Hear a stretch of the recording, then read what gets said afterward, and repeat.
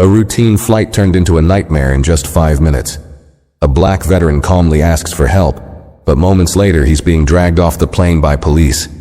What led to this shocking escalation? And why did it happen so quickly?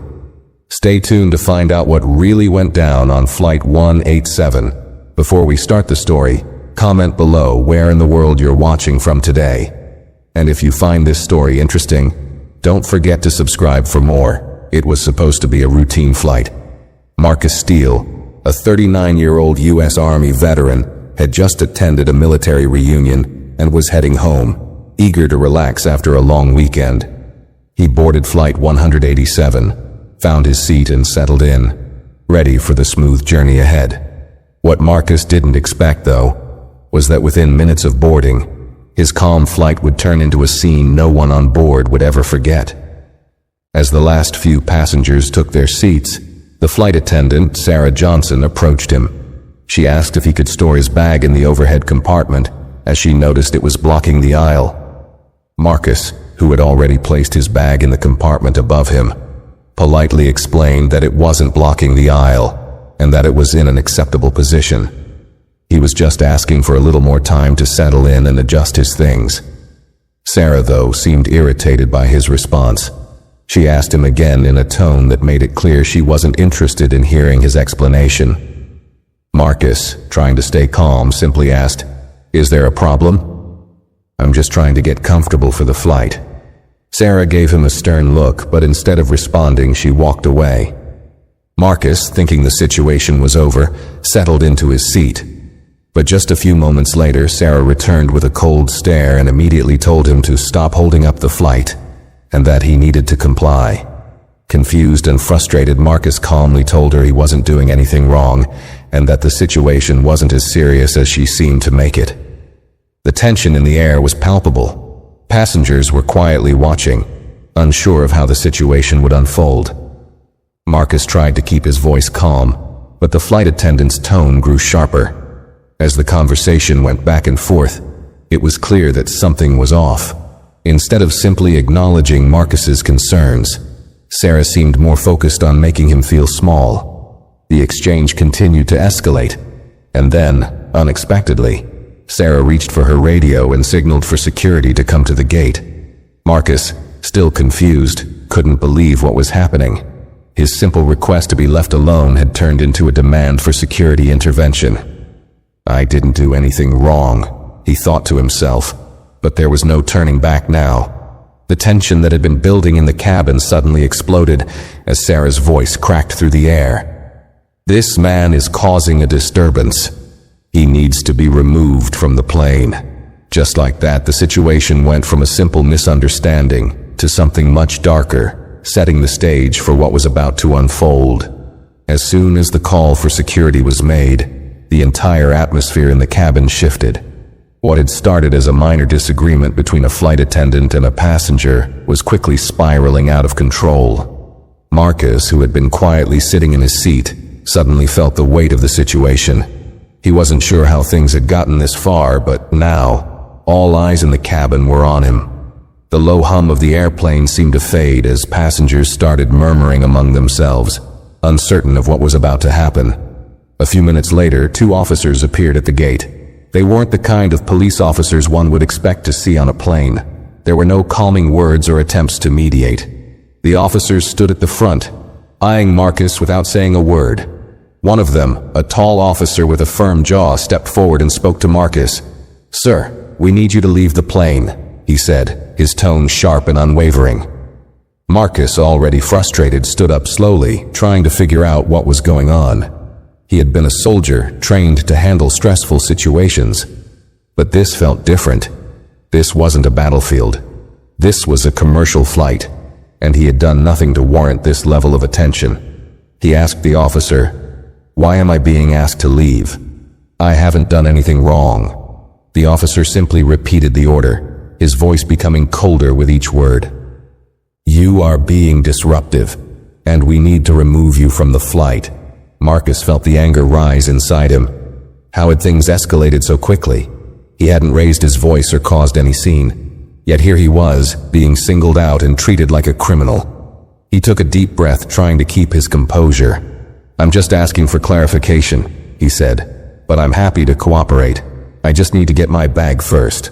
The officer's response was immediate and firm. "No, you will leave the plane now." His words were not open for discussion. As Marcus stood, the cabin fell into an eerie silence. Some passengers looked away, clearly uncomfortable with what was happening. Others were watching, their expressions a mix of confusion and disbelief. How had this turned into something so serious? The tension in the air was thick. Marcus looked around, hoping someone would speak up, but everyone seemed to be holding their breath, waiting for the next move. The officers then made it clear that there would be no discussion. They moved toward Marcus and began instructing him to leave the aircraft immediately. The once routine flight now felt like a high-stakes standoff. The more Marcus tried to explain himself, the more intense the situation became. And that's when things began to truly spiral out of control. The situation was no longer a mere misunderstanding. It had now transformed into something far more serious. As Marcus was escorted to the plane's exit, a sense of unease settled over the entire cabin. The officers' hands were on their weapons, their body language rigid, signaling that this was not going to be a polite exchange. There was an almost deafening silence, broken only by the sound of the officers' boots on the floor as they moved toward Marcus. Passengers, who had been quietly observing the unfolding drama, began to shift in their seats. Some exchanged uneasy glances. Others whispered to one another in disbelief. Most, however, were glued to the scene, unsure of what was going to happen next. Was this really necessary? Was Marcus truly the threat they were making him out to be? Marcus, now standing by the plane's emergency exit, turned to the officers and calmly asked again, "What exactly am I being arrested for? Can someone please explain this?" His voice, although firm, was still laced with confusion. At this point, he was already gathering his belongings, trying to comply with what was being asked of him. But the officers didn't offer any explanation. One of them simply grabbed his arm, tightening his grip. The other officer moved in behind him, ensuring that there would be no escape. There was no opportunity for Marcus to understand, no chance to ask further questions. His compliance didn't seem to matter anymore. His every movement, every word, was being met with resistance. For a moment, Marcus paused, realizing the gravity of the situation. He wasn't being treated like an innocent passenger who had made a minor request. He was being treated as if he were a criminal. His heart began to race as the officer's grip tightened. The plane, once a place of routine travel, felt like a cage. Passengers looked on, some with sympathetic expressions, others with discomfort. They saw a man, a veteran who had fought for this country, being dragged from his seat and escorted off the plane without an ounce of compassion. There was no apology, no attempt to calm the situation down. The flight attendants, who had witnessed the entire exchange, now stood back, watching in silence, seemingly uninterested in what had transpired. Marcus, still trying to process the reality of it all, felt a surge of frustration. "I'm not a criminal," he muttered under his breath, as the officers continued to guide him toward the door. But it was clear, this wasn't about reason or logic anymore. It was about control, and Marcus was caught in the middle of it. As the officers' hands grew firmer, Marcus realized that the situation had reached a point of no return. He had never imagined that his attempt to clarify a simple misunderstanding would lead to him being escorted off the flight in such a humiliating way. In those final moments before he was forcibly removed from the plane, everything became surreal. What should have been a simple conversation about a misunderstanding was now a full-blown public spectacle.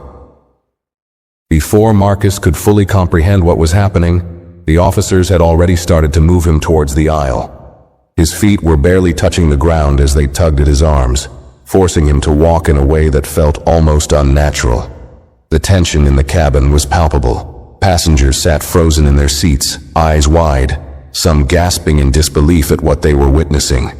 Marcus tried to keep his balance, but the officers weren't gentle. One officer gripped his arm so tightly that it felt like his bones were going to crack.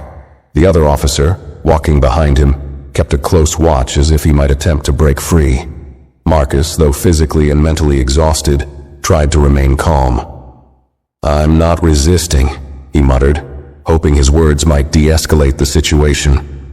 "I'm just trying to understand why this is happening." But the officers didn't stop. They didn't listen to his pleas or even acknowledge his attempt to explain himself. Instead, they shoved him forward, pulling him along with little regard for his dignity or his well-being. As they reached the front of the plane, the chaos that was once just a low hum among passengers turned into something louder. People began whispering more urgently, some shaking their heads, others taking out their phones to capture the scene. It was almost as if the entire plane was holding its breath, watching as a man who had served his country with honor was being treated like a criminal. Passengers exchanged glances, some with pity, others with confusion. But no one stood up to stop what was happening. Some passengers, still stunned, kept their eyes trained on the scene in front of them, while others looked away, perhaps unable to stomach the sight. Marcus, now standing in front of the plane's exit, realized how surreal it all felt. He had never imagined a day where a simple disagreement with a flight attendant would result in him being dragged off the plane like this. The reality of it hit him hard. No explanation, no understanding, just an overwhelming sense of injustice. "Please, I just need to get my things," Marcus said, his voice shaky. But the officer holding his arm didn't respond. Instead, the officers pushed forward, guiding him toward the door, as if his belongings didn't matter anymore. It was clear that their goal was simply to remove him from the plane, and everything else, his comfort, his rights, seemed secondary. One last look around the cabin revealed the stunned faces of the passengers. Some had their phones out, recording what was happening, while others remained eerily silent. The entire plane seemed to be a captive audience to an event none of them could have predicted when they first boarded the flight. As Marcus was led through the narrow aisle, he felt the eyes of everyone on him. It was humiliating. It was degrading. And it was wrong. His body was being dragged off the plane, but in those final moments, his mind was racing, trying to make sense of how this had spiraled out of control. One minute he was quietly seated, and the next, he was a public spectacle. With a final tug at his arm, Marcus was thrust into the jet bridge, the doors to the plane slamming shut behind him. The harsh reality of the situation hit him all at once. He was now outside the plane, standing in the cold, feeling both physically and emotionally drained. He had been taken off the flight, but the real question was, why? The jet bridge door closed with a resounding thud, but the chaos inside the plane hadn't quite settled. Passengers were left in a stunned silence, processing what they had just witnessed. It didn't matter that the plane was still parked at the gate. What had just happened was not something any of them would soon forget. The flight attendants, who had been silent witnesses to the entire ordeal, began to go back to their routine. But the passengers weren't as easily able to move on. Some passengers began speaking to one another in hushed tones, their faces full of disbelief. One woman sitting by the window shook her head in confusion, muttering to her seatmate, "How could that have escalated so quickly?"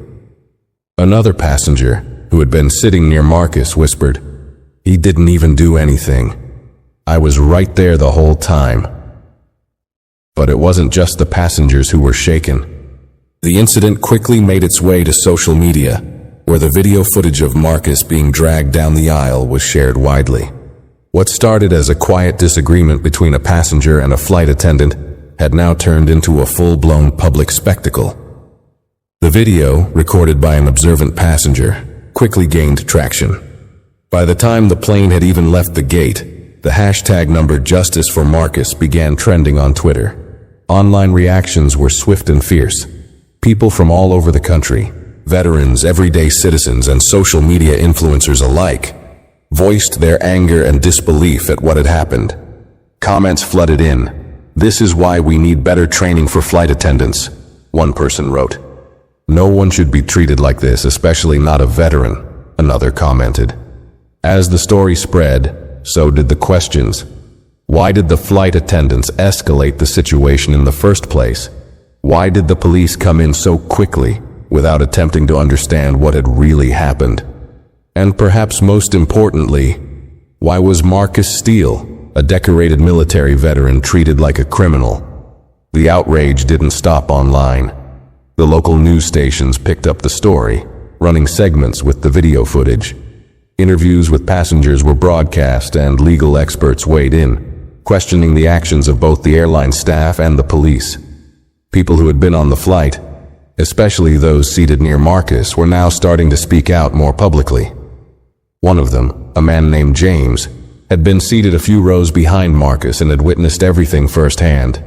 He told a reporter, "It was like they didn't even care to listen. I saw Marcus trying to stay calm. He didn't yell, he didn't even raise his voice. He just wanted an explanation. But instead of talking to him, they called the police like he was some kind of criminal." The airline issued a brief statement, but it was clear it wasn't enough. "We are aware of the situation and are looking into it," the statement read. But for many, that was nowhere near sufficient. The public wanted answers. Real answers, not just corporate jargon. Marcus's story was quickly becoming more than just an isolated incident. It was a symbol of something larger. It highlighted the way veterans, especially black veterans, were often treated unfairly or dismissed. It brought to light how quickly situations could escalate when communication and understanding were replaced by harsh authority. And it sparked a broader conversation about how everyday people in positions of power could be given so much control over others' lives, especially when they failed to show basic respect or understanding. As the evening news played the footage of Marcus being dragged off the plane repeatedly, the hashtag number Justice for Marcus continued to trend. It was clear that the public response wasn't just about this one event. It was about something much deeper. People were tired of seeing injustices, especially against veterans, being swept under the rug. And as the conversation continued to unfold, one thing became clear: the story was far from over.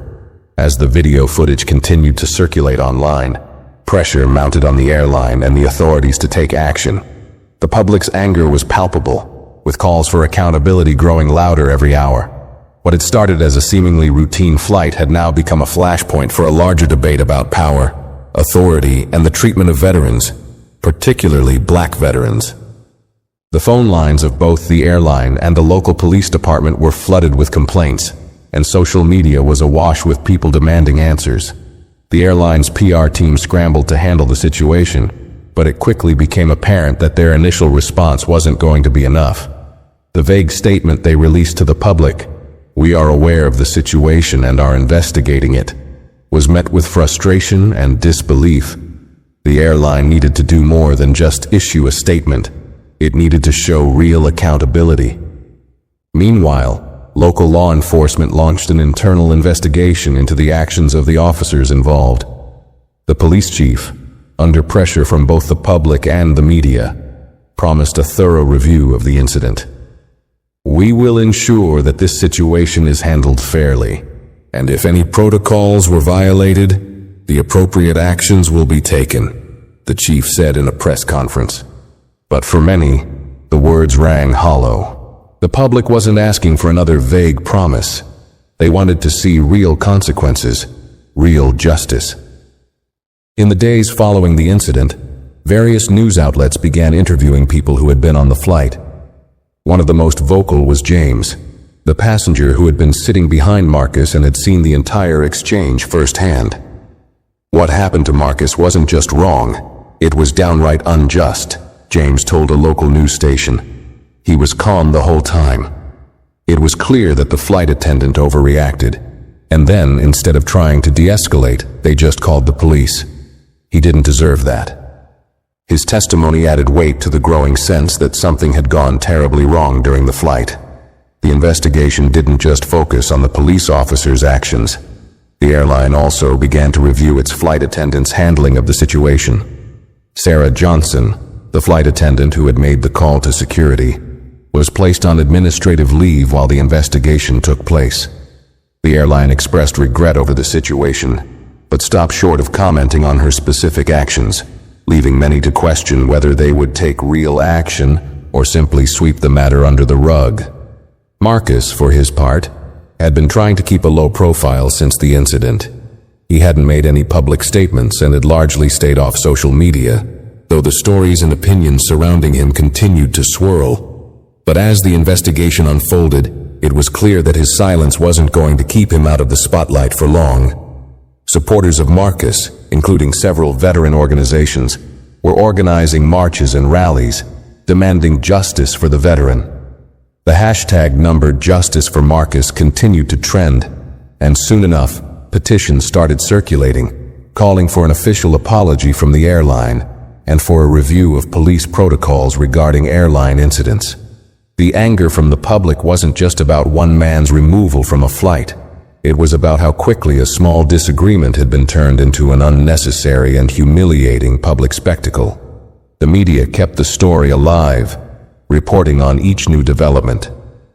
But amidst all the chaos, one thing became clear. The public wasn't going to let this go easily. There would be more questions, more demands for accountability. And with every passing day, the pressure on both the airline and the police grew more intense. The investigation was just beginning, but the outrage from the public had already set the stage for what could be a lengthy battle for justice. As the investigation continued and the media spotlight remained focused on the incident, Marcus Steele found himself at the center of a storm he had never anticipated. The attention was overwhelming, and though he had served in the military, where his bravery and strength had been tested on the battlefield, nothing could prepare him for the emotional toll of being publicly humiliated in this way. At first, Marcus tried to block out the noise. He avoided reading the news stories, ignored the comments on social media, and kept to himself. But it wasn't easy. His phone rang constantly with calls from reporters, old friends, and even some people he didn't know, all eager to get his side of the story. His family, too, was affected. His mother, who had raised him to stand tall in the face of adversity, was distraught. "Why didn't they listen to you, Marcus?" she asked, her voice trembling on the other end of the phone. "This isn't who you are." Every time he spoke with her, or with his brother, or even his closest friends, the words felt hollow. They tried to comfort him, to remind him of his past accomplishments, his service, his character. But the images of what had happened on that plane, the footage of his removal, replayed over and over in his mind. He couldn't escape the feeling of being trapped, of being dragged through the narrow aisle like a criminal. It wasn't just the physical embarrassment that stung. It was the emotional weight of knowing that so many people, especially veterans like himself, might feel the same way when faced with situations where authority simply overpowers reason. As days passed, Marcus's frustration began to build. It wasn't just about what happened on that flight anymore. It was about how little control he seemed to have over the narrative. The anger, the hurt, the confusion, it all piled up inside him. What had started as a small request, a simple conversation about his bag, had spiraled into something he never imagined would happen to him. How had they treated him this way? How had things gone from a polite exchange to him being dragged off the plane like a criminal? Every time Marcus saw the headlines, or heard another person talk about the incident, he couldn't help but feel a sense of injustice rising within him. This wasn't just about what had happened in that moment. It was about the bigger picture. It was about how often black veterans were treated unfairly, how quickly their voices were silenced, and how often their concerns were dismissed. The incident wasn't just an isolated moment. It was part of a larger problem that too many people ignored or didn't understand. Marcus started to feel a new sense of responsibility, too. He realized that if this situation was going to have any chance of changing, his voice had to be heard. He had to speak out, not just for himself, but for others who had experienced similar injustices. Every day that passed without speaking up felt like a missed opportunity to make things right. But the decision wasn't easy. He had been taught to remain calm, to avoid confrontation, and to trust that things would eventually work themselves out. However, this time the system hadn't worked in his favor. His experience was a reminder that standing up for yourself didn't always lead to immediate resolution or fairness. And sometimes it took even more courage to demand justice when the odds seemed stacked against you. As the pressure continued to mount, Marcus knew that whatever he decided to do next, whether to stay quiet or speak out, would have a lasting impact. And in a way, he was no longer just fighting for himself. His ordeal had become a symbol of something much larger. It was about standing up to an unfair system, about making sure no one else would face what he had gone through without someone willing to speak up. The emotional toll was real, but the weight of silence was beginning to feel heavier. And for the first time since the incident, Marcus was starting to consider that speaking out could be the only way to take back control of his own story. It was nearly a week after the incident when Marcus decided he couldn't stay silent anymore.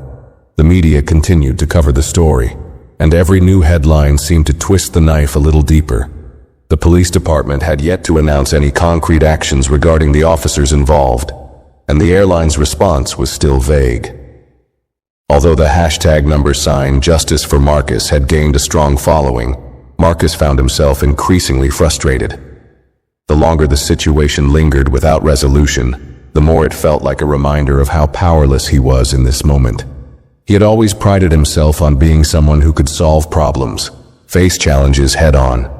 But this situation wasn't something he could solve by simply standing firm. The more he thought about it, the more he realized that speaking out wasn't just something he could do. It was something he had to do. One evening, after another long conversation with his mother, who, despite her concern, urged him to take control of the narrative, Marcus sat down on his couch, his phone resting on the coffee table in front of him. The video of his removal was still all over social media. The images of him being dragged down the aisle, the disbelief on his face, the fear in his eyes. He had seen it 100 times, but every time he watched, it felt like he was reliving the moment all over again. It wasn't just a video anymore. It had become a symbol of injustice, of humiliation, of something deeper that went beyond the confines of that one flight. The more he thought about it, the more he realized that he wasn't just a passive observer anymore. He wasn't just a victim of an unfair situation. This moment had become bigger than him. The next morning, Marcus called his lawyer. He had already been in touch with him briefly after the incident, but now he was ready to take the next step. "I'm ready to make a statement," Marcus said. His voice was steady, but there was an undercurrent of determination that hadn't been there before. "It's time to take control of this. I can't let this keep happening, not just to me, but to others too." His lawyer supported him, offering advice on how to approach the situation in a way that would garner respect without escalating things further. "You've got to own your story, Marcus," his lawyer said. "Don't let anyone else define it for you. If you want justice, you have to fight for it." It was in that moment that Marcus knew his journey was about to change. He couldn't let the story of that flight be reduced to just a viral video or a public spectacle. It was more than that. It was a story of how easy it was for something small to snowball into a major crisis, how quickly people could be dehumanized, how power could be misused. He wasn't just fighting for himself anymore. He was fighting for everyone who had ever felt overlooked, misunderstood, or mistreated. A few days later, Marcus released a statement to the public.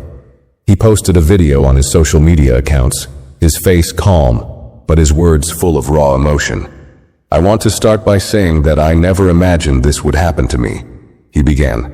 "I've traveled across this country, even across the world, and I've always been treated with respect. I've served my country. But what happened to me on that plane wasn't just wrong. It was a violation of my dignity as a person." He took a deep breath, his voice becoming more passionate. "I've been hearing a lot of people say this is about one flight, one disagreement, but it's not. It's about how easily things can escalate. It's about how too many people, especially veterans, especially black veterans, are treated like they don't matter. And I'm not going to let this go, not without a fight." Marcus paused for a moment, and then he looked directly into the camera. "I'm not just asking for answers. I'm asking for accountability. I'm asking for real change. And I'm asking for the people who did this to me to be held responsible. No one deserves to be treated this way. And if I can do anything to make sure it doesn't happen again, I will." He ended the video with a final quiet statement. "This isn't over. When the video went live, the response was immediate. People across the country, some who had supported him from the beginning, and others who had only heard about the incident after the viral video, rallied behind him. His statement wasn't just about what had happened on that plane. It was a call to action. A call to not let these kinds of injustices continue unchecked.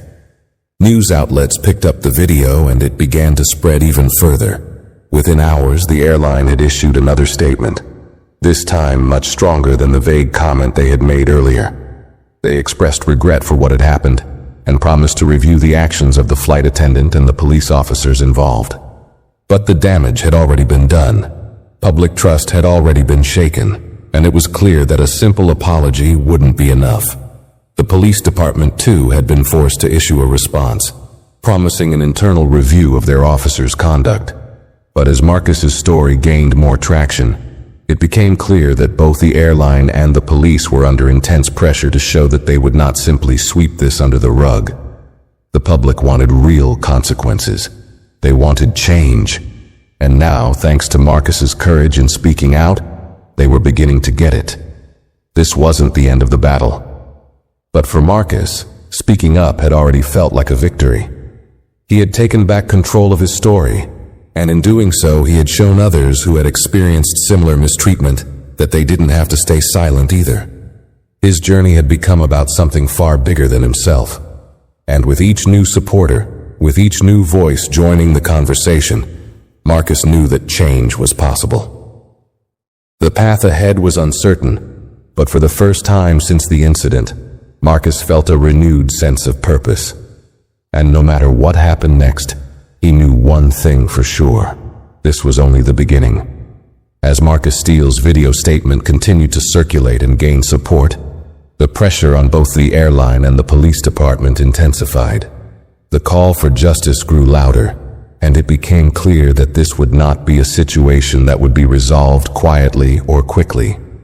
What had started as a personal experience of humiliation had transformed into a public cause, with people demanding accountability for what had happened aboard Flight 187. And now, Marcus was about to embark on a legal journey that would take him through a labyrinth of bureaucracy, legal strategies, and public scrutiny. Within days of releasing his video, Marcus had retained a legal team that specialized in civil rights cases. They had reached out to him after seeing the media coverage of the incident, offering their help in holding the responsible parties accountable. They knew this case would be no easy fight, but they also understood its potential to shed light on broader issues of race, authority, and the treatment of veterans. Marcus's lawyer, Lisa Hammond, was a seasoned civil rights attorney who had represented clients in high-profile cases before. She had been following the story closely and immediately recognized the significance of Marcus's case. "This is more than just a case about an unjust removal from a flight," Lisa said during their first meeting. "This is about ensuring that no one, regardless of their race or status, is treated like that in public. This is about holding institutions accountable for the actions of their employees and officers. And it's about setting a precedent that says, enough is enough." Marcus knew the road ahead wouldn't be easy. The legal process would take time, and he was well aware of the emotional toll it would continue to take on him. But now, he was no longer fighting just for himself. The more he thought about it, the more he realized this was about something much bigger. Something that could have lasting repercussions for how veterans, particularly black veterans, were treated in situations involving authority. As the legal team began to gather evidence, things started moving quickly. They requested footage from the airline's security cameras, interviewed passengers who had been on the flight, and filed a formal complaint with the police department, demanding a full investigation into the officers' conduct. The goal was not just to seek damages for Marcus's emotional distress and public humiliation, but to push for a formal review of both the airlines and police department's policies regarding such incidents. If they could prove that Marcus's treatment had violated his civil rights, they would have a strong case for a lawsuit.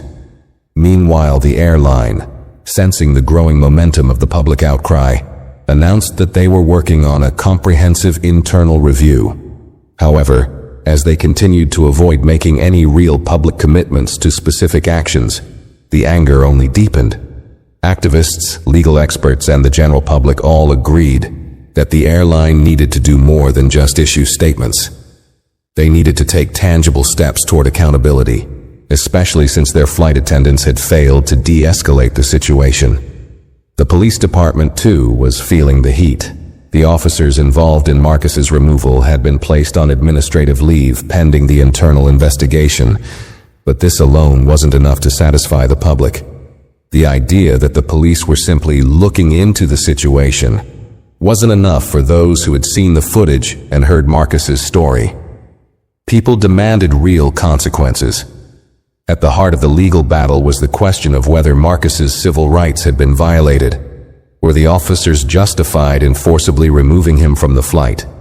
Had the flight attendant, Sarah Johnson, acted within the boundaries of her job, or had she unfairly escalated the situation?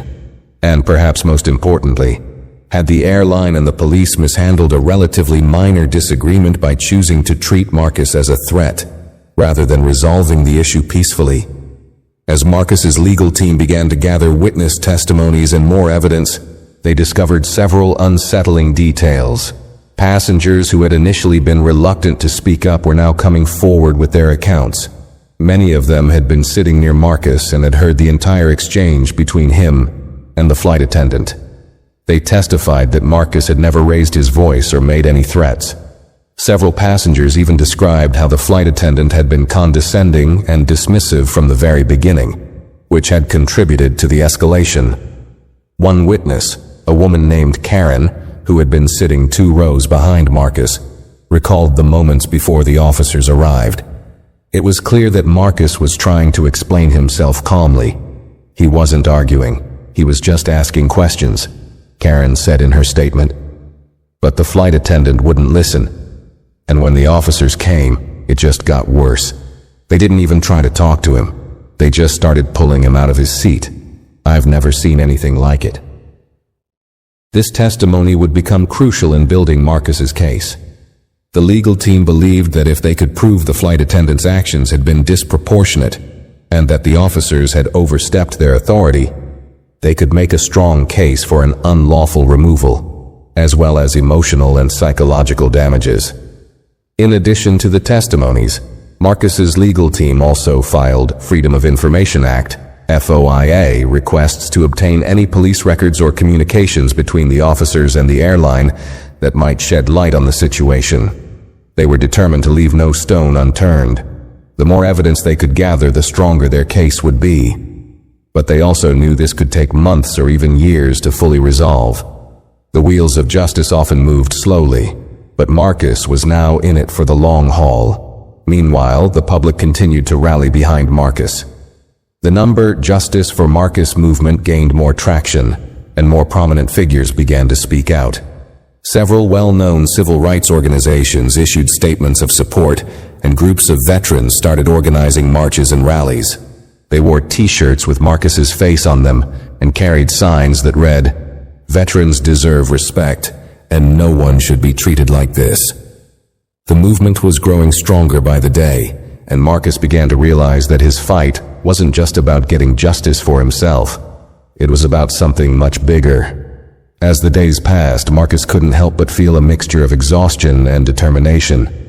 He had been through so much in such a short amount of time, and yet he had come out the other side with a sense of purpose. The legal battle would be long and difficult, but he wasn't backing down. This fight wasn't just about his dignity. It was about ensuring that no one else would have to endure the same treatment he had. And as the legal team continued to build their case, Marcus understood that this was far from over. The pressure was mounting, the eyes of the nation were watching, and he was ready to continue the fight, no matter how long it took. As the legal battle grew in intensity, so did the media coverage. What had started as a viral video of Marcus Steele being dragged off the plane had morphed into a national story. The incident, once just a private, isolated event, was now a symbol of deeper societal issues: racial inequality, mistreatment of veterans, and the unchecked power of airline and police authorities. With each passing day, The pressure on both the airline and the police department mounted, and the world was watching closely to see how they would respond. The media's attention on Marcus was relentless. Major news outlets, cable networks, and talk shows all jumped on the story, each trying to dissect the incident and give it meaning beyond the obvious spectacle. It wasn't just about the viral footage anymore. It was about why it had happened, how it had escalated so quickly, and what it revealed about the state of public interactions with authority. At first, the interviews with Marcus were few and far between. He wasn't ready to speak publicly in the immediate aftermath of the incident. He was still processing what had happened and figuring out the best way to move forward. But as the weeks passed and the story gained more traction, Marcus realized that staying silent wasn't an option. He had already made his statement, but now it was time to tell his side of the story in more detail. It was time to speak directly to the people who had supported him, to give them more than just a brief video response. The first major TV interview Marcus agreed to do was with a prominent news anchor on a primetime show. It was a pivotal moment, not just for his case but for the broader conversation about police overreach and the treatment of black veterans. The producers promised him a platform to share his truth, and Marcus was determined to make the most of it. The day of the interview, Marcus walked into the studio, his nerves barely hidden beneath his calm exterior. It was one of the first times he had been in front of cameras since the incident, and the weight of the situation was not lost on him. He knew this interview would reach millions of viewers, some of whom might already have preconceived notions about him or about the case. But he also knew that this was an opportunity to tell the world what had really happened, to show the humanity behind the headlines.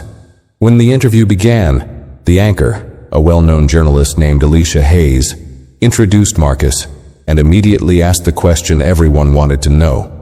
"Marcus, what went through your mind when the police arrived and started to forcibly remove you from the plane?" His answer was slow at first, as he carefully chose his words. "I honestly couldn't believe what was happening," he began. "I didn't raise my voice, I didn't threaten anyone. I was just trying to ask why the flight attendant wasn't listening to me, and then, within minutes, I was being treated like a criminal. It felt like I didn't even have a chance to explain myself before they started pulling me off that plane." Hayes nodded, acknowledging the gravity of his words. She pressed further. "But Marcus, this incident, it's not just about what happened in those moments, is it? There's a larger conversation happening now, about racial profiling, about the treatment of black veterans. Do you think this incident is part of something much bigger?" Marcus paused, his gaze turning more serious. "Absolutely," he said firmly. "What happened to me is something that happens to too many people every day. But it happens more to black people, and it happens to veterans. There's this assumption that we don't deserve the same respect. And when we try to stand up for ourselves, we're treated like we're the problem. I didn't just feel humiliated. I felt like I was being punished for something I didn't do." The interview continued, with Alicia Hayes asking more questions about Marcus's military background and how his experience in the Army shaped the way he viewed authority and conflict. Marcus spoke with honesty, sharing that he had spent years serving his country, yet had never been treated with the same dignity and respect as a civilian. He talked about the emotional toll the incident had taken on him, his struggle to come to terms with the public nature of his humiliation, and the way it had affected his sense of self-worth. The more Marcus spoke, the clearer it became that this wasn't just about a disagreement over a bag or a misunderstanding with a flight attendant. It was about systemic issues. It was about the power dynamics that existed between the public and those in authority, and how quickly situations could escalate when one person, especially someone from a marginalized community, was treated with disrespect. Marcus wasn't just advocating for himself anymore. He was fighting for everyone who had ever been dismissed or dehumanized simply because of their race or their status. The interview ended with a powerful statement from Marcus. "This is bigger than just me. I've heard from so many people who've been through similar situations, and I'm fighting for them too. No one should have to experience what I went through. This needs to change. The interview had the desired effect. The outpouring of support for Marcus was immediate and widespread. His words resonated with so many people who had felt powerless in similar situations, who had been unfairly treated by authorities or institutions. The hashtag #Justice for Marcus exploded across social media, and people from all walks of life shared their own stories of being mistreated or misjudged. The media coverage didn't stop there. News outlets around the country followed up with in-depth analysis of the case. Legal experts weighed in, questioning the actions of the flight attendant and the police officers. Activists spoke about the broader context of racial injustice, especially in interactions between black civilians and law enforcement. But not all the media coverage was supportive. Some outlets, particularly those with a more conservative audience, questioned whether Marcus had overreacted. They speculated about his behavior and the supposed threat he posed to the flight attendants and police officers. These narratives quickly became part of the backlash, with some detractors attempting to paint Marcus as someone who had caused the situation himself. However, Marcus didn't let the negativity derail him. He knew the importance of his story, and he knew that the road to justice wasn't going to be easy. For every person who stood up in his support, there were others who tried to dismiss the significance of what had happened. But Marcus was now resolute. He had seen the impact of his story, felt the weight of the movement that was forming behind him, and knew that this wasn't just about his personal vindication. It was about setting a precedent for how people, especially veterans and people of color, should be treated by those in positions of authority. The media frenzy, with all its highs and lows, continued to shape the trajectory of Marcus's case. It put the spotlight on the broader issues of police and airline misconduct, but it also forced Marcus to continue to reflect on the personal cost of speaking out. With every interview, every appearance, he had to navigate a delicate balance between telling his truth and managing the emotional weight of reliving the trauma. But in the end, Marcus understood that the more people heard his story, the more chance there was for real change to happen. And as long as the media kept the conversation alive, he would continue to fight for himself, for other veterans, and for anyone who had ever been silenced or mistreated. As Marcus continued his fight, the emotional toll of the legal battle, the media scrutiny, and the constant pressure began to weigh heavily on him. What had started as a simple act of speaking out had transformed into something far more demanding and exhausting. The phone calls, the interviews, the constant social media notifications, it was all a blur, an endless cycle of attention that didn't allow him a moment to breathe. At first, Marcus had been determined. He was ready to take on whatever came his way, to be the voice for those who had been wronged, to demand accountability for what had happened on that plane. But as the weeks turned into months, the reality of the situation started to sink in. The fight for justice was long, grueling, and at times, lonely. He had spent hours upon hours working with his legal team, poring over documents, reading testimonies, and preparing for court appearances. He had spent countless days reliving the traumatic moments on the plane. Each time he revisited those memories, it felt like the humiliation, the helplessness, and the anger surged up again. It was as if he was being dragged down that narrow aisle once more, a helpless spectator in his own story. The media attention, too, was starting to feel suffocating. While he had once welcomed the platform to speak his truth, it had become harder to ignore the public's varying opinions. There were those who rallied behind him, who supported his every word and every step. But there were also others who dismissed his experience, blaming him for the escalation or accusing him of seeking attention. His own social media accounts were flooded with messages from strangers, some supportive, others harshly critical. It felt as though every move he made was being scrutinized, and every word he spoke was dissected. He began to feel the weight of the judgment, the constant need to explain himself, to prove that he wasn't the aggressor, to justify his right to exist with dignity. The fight had shifted from seeking justice to surviving the barrage of opinions that came from every corner of the world. The emotional fatigue was more than he had ever anticipated. And then, there was the constant questioning. Is this all worth it? Every day he woke up with a sense of purpose. But as the months wore on, the energy that had once fueled him began to drain away. It wasn't just the pain of the incident itself anymore. It was the exhaustion of carrying this fight on his shoulders alone. The more he pressed forward, the more isolated he felt. His friends and family supported him, but they didn't truly understand the emotional toll it took. And while the movement for justice had grown, it wasn't always easy to reconcile the overwhelming support with the quiet moments when he felt like giving up.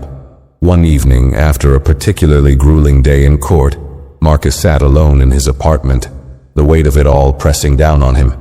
He looked out the window, his mind racing. It had been a long time since he'd allowed himself to truly feel what had happened. He had been so focused on the next step, on the next interview, on the next court date, that he hadn't given himself the time to process the trauma. He hadn't given himself the space to just be. That night, the tears came. They came not just from the pain of that fateful flight, but from everything that had followed. The relentless media cycle, the legal pressure, the constant reminders of an injustice that he could never fully escape. For the first time, Marcus allowed himself to feel what he had been bottling up for months. He had been so focused on fighting, on being strong, on representing something bigger than himself that he had neglected his own mental and emotional well-being. But in the quiet of his apartment, as he wiped away the tears, Marcus realized something important. This moment, this breaking point, wasn't the end. It was a pivotal moment of healing. Sometimes in the pursuit of justice, you had to acknowledge the pain before you could move forward. Sometimes you had to fall apart before you could rebuild yourself. The next day, Marcus took a step back. He took a brief respite from the legal proceedings and the media blitz. He needed time to breathe, to focus on his own recovery. He didn't stop fighting. He just gave himself a chance to recover before he jumped back into the battle. He began spending more time with his family and friends, seeking the support he had been too busy to receive before. He also reached out to a therapist, realizing that in order to continue the fight for justice, he needed to heal himself first. As he began to take better care of his mental health, something began to shift in him. The anger that had fueled him for so long was still there, but it wasn't as consuming. He started to regain his strength, his sense of purpose, and his ability to move forward with clarity. He realized that this fight wasn't just about the destination, it was about the journey. And that meant taking care of himself along the way. The process wasn't quick and the emotional scars wouldn't disappear overnight. But Marcus understood now that in order to stand strong for the causes he believed in, he had to be whole himself. He had to be at peace with his own experience before he could demand peace for others. Marcus returned to the fight with renewed determination. He wasn't just fighting for justice anymore. He was fighting for healing, not just for himself, but for others who had been through similar struggles. He knew that the fight ahead would continue to be difficult, but now he felt better equipped to handle the emotional roller coaster that came with it. He had learned an important lesson during his time of reflection. Justice wasn't just about winning a case or changing policies. It was about healing, understanding, and giving people the space to be whole again. And Marcus, with a newfound strength, was ready to continue that fight, no matter how long it took. Months had passed since Marcus Steele had publicly shared his side of the story, and while the pressure had never fully subsided, something had shifted in the way people were responding. The media coverage, initially a chaotic frenzy of sensationalism, began to evolve into a more thoughtful, nuanced conversation about justice, race, and power. The public's anger, which had been raw and immediate, began to give way to a deeper understanding of the issues at hand. The more Marcus spoke out, the more others who had been in similar situations found their voices as well. The first sign of this shift came when several high-profile civil rights organizations began to step in. Groups like the NAACP, the American Civil Liberties Union, ACLU, and veterans organizations rallied behind Marcus, offering not just support, but resources to further amplify his fight. They recognized that this wasn't just an isolated incident. It was part of a larger, systemic issue that needed addressing. They joined his legal team in filing additional motions, pushing for an investigation into broader patterns of discrimination against black veterans, especially in situations involving law enforcement and authority figures. Marcus had been relentless in his pursuit of justice, but with the support of these powerful organizations, the weight of his case was no longer solely on his shoulders. His team of lawyers, bolstered by civil rights experts, expanded the scope of the legal battle. They now focused not just on the actions of the flight attendants and the police officers on Flight 187, but also on the policies and practices that allowed such incidents to happen in the first place. They began investigating other similar cases, looking for patterns of racial profiling, police overreach, and mistreatment of veterans, particularly veterans of color. They found disturbing evidence that Marcus's case wasn't as unique as it seemed. Meanwhile, Marcus's mental health continued to improve. The break he had taken earlier in the year, when he stepped back from the media spotlight, had given him the time he needed to heal. He was spending more time with his family, reconnecting with his community, and even speaking to others who had experienced similar injustices. He spoke at rallies, attended veteran events, and shared his story with others who had faced wrongful treatment. The process of sharing his pain, of hearing others tell their own stories, became part of his healing journey. It wasn't just about him anymore. It was about a collective struggle for justice. Every time someone else came forward, Marcus felt a little less alone. Despite the emotional weight, the public support for Marcus began to intensify. His case was no longer just about the rights of a single individual. It had become a symbol of the broader fight against racial injustice. On social media, activists and everyday people rallied around him, using his story as a springboard to launch larger conversations about the disproportionate treatment of black men and women in everyday situations. His journey was covered in documentaries, articles, and podcasts, all trying to highlight not just the incident on the plane, but the larger societal issues it represented. Public opinion on Marcus's case continued to evolve as well. What was once a divisive issue, with many questioning Marcus's actions or blaming him for the escalation, had transformed into a widespread call for reform. A growing coalition of politicians, activists, and ordinary citizens now stood behind him, demanding changes in police training, airline policies, and the way people of color were treated in public spaces.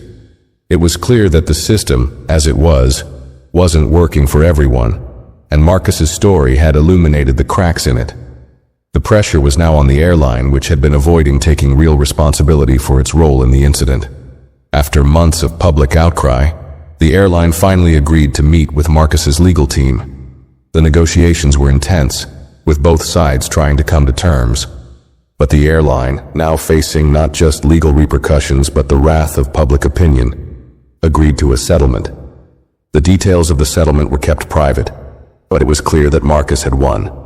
The airline not only agreed to pay damages, but also promised to review and overhaul its training for flight attendants, with a specific focus on de-escalation and racial sensitivity.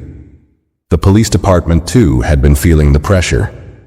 While the officers involved in Marcus's removal had not been formally disciplined, the public outcry, combined with the pressure from civil rights groups and political leaders, forced the department to implement new policies aimed at preventing similar incidents in the future.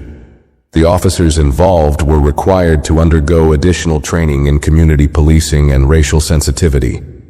The department also announced a broader review of how its officers handled public disturbances, particularly in situations involving veterans and people of color. While many saw this as a step in the right direction, others believed it was just the beginning. Real change would only come when the entire system, from law enforcement to the airlines, began to shift its mindset about how it treated marginalized communities. For Marcus, the settlement and the policy changes were victories, but they weren't the end of the battle. He knew that real change couldn't be achieved with just a few policy tweaks. He knew the conversation had to continue, that the momentum had to be kept alive. He began working with the civil rights groups and veteran organizations to push for nationwide reforms in how veterans were treated by law enforcement and public institutions. He spoke at town halls, testified before committees, and worked tirelessly to make sure that no one would ever have to go through what he had experienced. One of the most significant moments came when Marcus was invited to speak before Congress. The hearing was centered around police reform, racial justice, and how institutions could better serve and respect veterans of color. Marcus, who had once been reluctant to speak publicly, now stood at the forefront of a movement, his voice strong and steady. "I didn't want to be here," he began. "I didn't want to tell my story to the world, but I had no choice. When the system fails, when the people we trust to protect us turn against us, we have to stand up. We have to demand change. And if my story can help others, then I'll keep telling it no matter how painful it is." The applause that followed was deafening. It wasn't just a victory for Marcus. It was a victory for everyone who had ever been mistreated by the system, everyone who had ever felt powerless in the face of authority. Marcus had turned his pain into power, his suffering into strength, and his voice had become a catalyst for change. As the months passed and the momentum of his movement continued to grow, Marcus knew that the fight wasn't over. There were still battles to be fought, and there were still people who needed to be heard. But in that moment, standing before Congress, Marcus realized that he had done more than just seek justice for himself. He had sparked a conversation that was bigger than any one individual, a conversation that would continue to shape the future of racial justice, veterans' rights, and how people are treated when they step onto a plane or into any public space. The turning tide had begun, and it was only the beginning of the change that Marcus Steele and countless others had fought for. As Marcus Steele stood at the forefront of the movement he had inadvertently sparked, he couldn't help but reflect on how far he had come. What had started as a personal ordeal, an embarrassing and humiliating event on a flight, had transformed into a national conversation about justice, race, and the treatment of veterans. The journey had been long, painful, and full of challenges, but now, looking back, Marcus felt a deep sense of accomplishment. Not for the victories in the courtroom, the media attention, or even the settlement from the airline, but for something much bigger. He had started this fight for himself, to right the wrongs that had been done to him. But somewhere along the way, he realized it wasn't just about him anymore.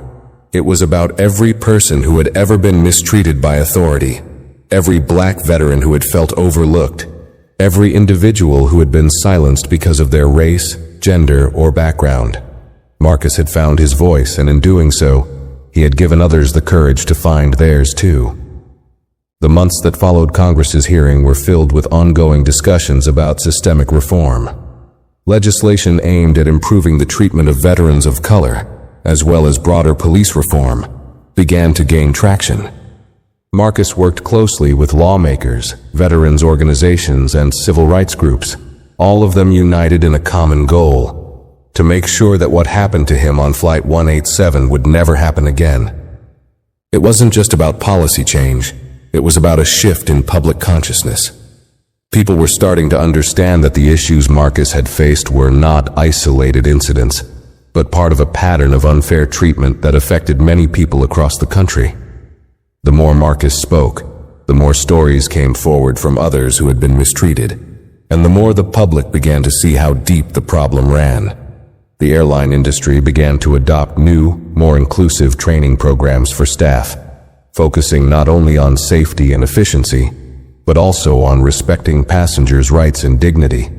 Law enforcement agencies across the country began re-evaluating their policies on handling disruptions in public spaces, recognizing the need for more de-escalation tactics and better understanding of racial dynamics. The fight, Marcus knew, was far from over. It would take years, decades even, before the changes needed to build a more just and equitable society would fully take root. But for the first time, Marcus felt that the tide was turning. He wasn't alone in this fight anymore, and the voices calling for change were louder than ever. But amidst all the changes and victories, Marcus remained grounded in his purpose. He had never set out to become a public figure or an advocate. He was just a man who had been wronged and wanted justice. Yet, in the end, his story had become a catalyst for something much larger than he could have ever imagined. As the years passed, Marcus continued to speak out, not just on behalf of himself, but for the countless others who still felt invisible or unheard. In the years following his battle, Marcus returned to his roots. He began mentoring younger veterans, particularly those from marginalized communities, teaching them not only how to navigate the complexities of civilian life after service, but also how to advocate for themselves and stand up against injustice when they encountered it. He also worked closely with organizations that provided legal assistance to veterans and underprivileged communities, helping to ensure that no one else would have to go through what he did without support. In time, Marcus found a sense of peace that had eluded him during the most difficult parts of his journey. He was no longer burdened by the trauma of that flight, and although the emotional scars remained, they were no longer what defined him. His identity as a veteran, a father, a brother, and a community leader had grown stronger. He had become a symbol of resilience, someone who had turned his pain into purpose. As he sat at home one evening, reflecting on all that had happened, Marcus received a letter from a young veteran who had heard about his story. In the letter, the veteran wrote about how he had been mistreated at a public event, how he had felt powerless and alone. But after hearing Marcus's story, he found the strength to speak up. "I never thought I could be heard," the letter said. "But because of you, I know I can be." Marcus read the letter, and for the first time in a long while, he allowed himself to feel the weight of everything he had fought for. It wasn't just about changing policies or making headlines. It was about changing lives. He had given someone else the courage to stand up. And in that moment, he knew that the legacy of his fight had become something far more meaningful than he had ever expected. He had fought not just for justice in his own life, but for a world where people were not judged by the color of their skin or the uniform they wore, but by the content of their character. And though the battle was far from over, Marcus Steele had become part of a greater movement, one that, piece by piece, was changing the world for the better. The journey, he knew, would never truly end. But for now, Marcus was content in knowing that his struggle had made a difference, not just for him, but for countless others who had faced similar struggles, and for those who would come after. The legacy of his fight for justice had created ripples that would continue to spread for generations to come. If you found this story impactful, make sure to like this video and share your thoughts in the comments below. Don't forget to subscribe to the channel for more videos like this, and stay tuned for what's coming next.